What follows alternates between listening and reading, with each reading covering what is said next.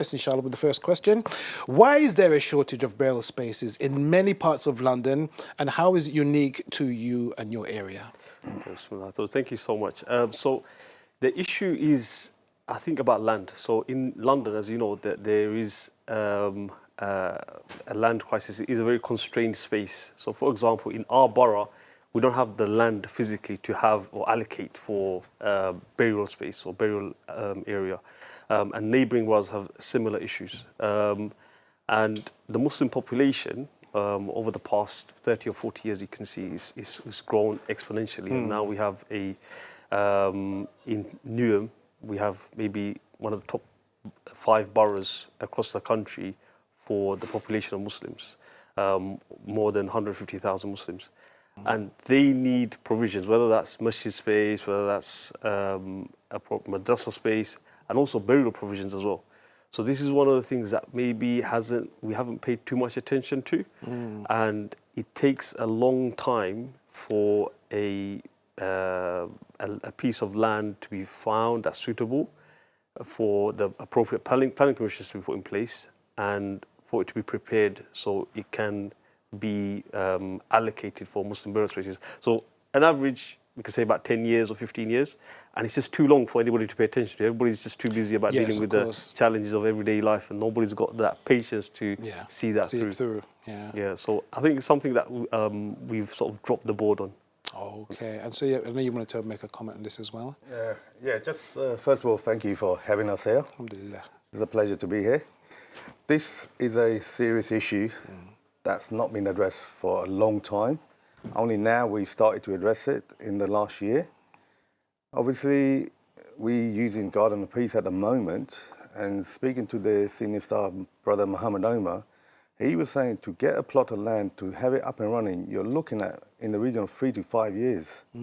So we started this last year, and it's going to take a bit of time, but we need to get this ball rolling so we're prepared for the future, for our next generations to come. Yeah. It's a quite serious problem at the moment. Yes, it sounds quite dire. Mohammed, I want to ask you, obviously this is an ongoing problem and one that is probably everywhere in the UK, let alone in the West for Muslims. What are other councils in London doing to address this issue? So local authorities like Waltham Forest, we've seen that they've provided space for their Muslim communities. So for example, we have a space in, as I mentioned, Waltham Forest, Folly Lane, that the council gave to the community on a peppercorn sum, and it's sufficient for their community. But even then, they're getting full with that land allocation as well. We also see Barking and Dagenham. They've got a recent deal with their local authority where they've allocated 1,000 spaces for their community as well. And we also know the famous case about Tower Hamlets as well, who've also done some great work as well. What have they done? Because again, I'm sure they're facing the same issue as some of the residents. So what has Tower Hamlets specifically, how have they tackled this situation? So with Tower Hamlets, because they're probably in a similar land restricted area, there's not enough land for them to allocate because of the housing crisis and other things. And they're in a very inner city location, much like Newham.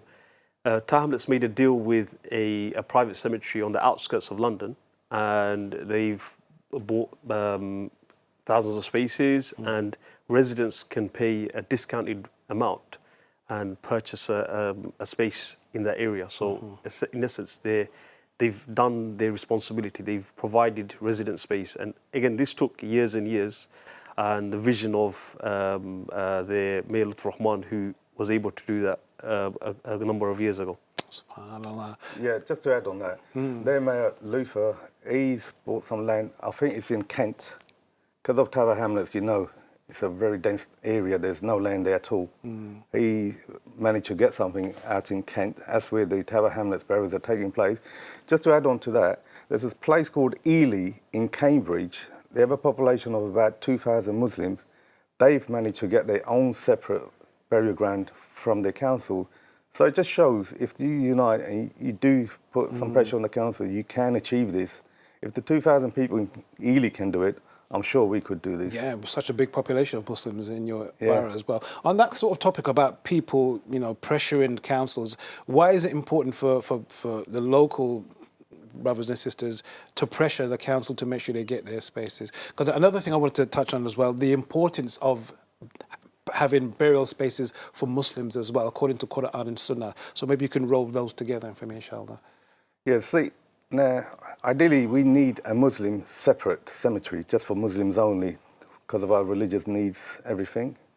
So with the population of Newham, we have a very high number of Muslims in the borough.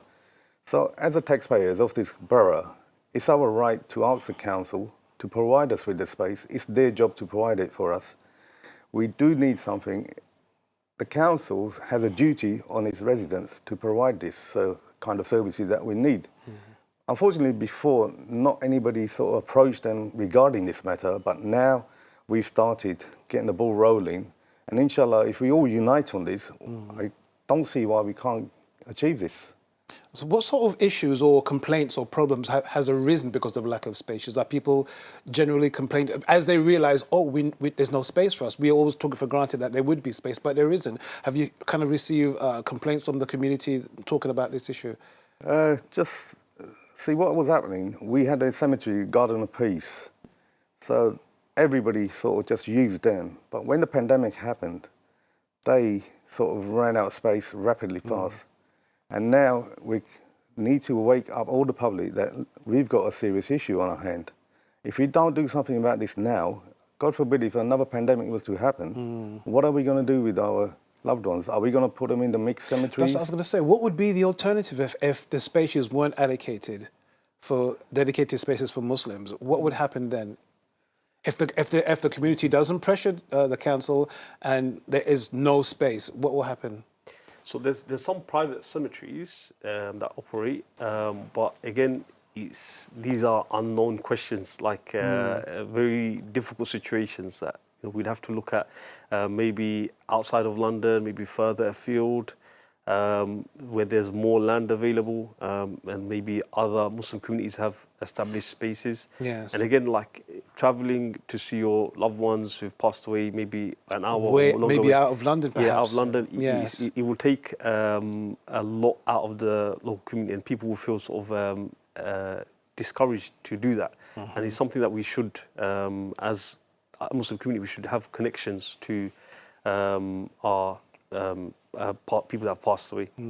If there's anybody watching and they find themselves in a similar situation, and they may feel that, this has happened to us only, but little do they know that it may be a widespread issue. If they are beginning to identify with what is happening with you guys or what you're trying to do, what advice would you give them in order for them to sort of make that impact, go to the council and demand their rights, basically? But basically, we need to now educate all our Muslim brothers. We need to get this message across through the masajids, on the Friday sermons. We have an issue here. And to address it, we need to contact the council office, councillors, the MPs, the mayor, so that as a united, we will have a stronger voice. Individually, it won't be that much of a power. We need to be united, irrespective of whatever fiqh you follow. Death is something that we're all going to have to go through. It affects all of us. So we need to be on one platform regarding this. And if we're united and we start lobbying for this, we should, inshallah, succeed in our mission. Inshallah. I also wanted to go back again to the necessity of Muslims having their own burial plot spaces again, according to Quran and Sunnah. Can you shed some light on that issue? Why we have to follow the Sunnah in that regard?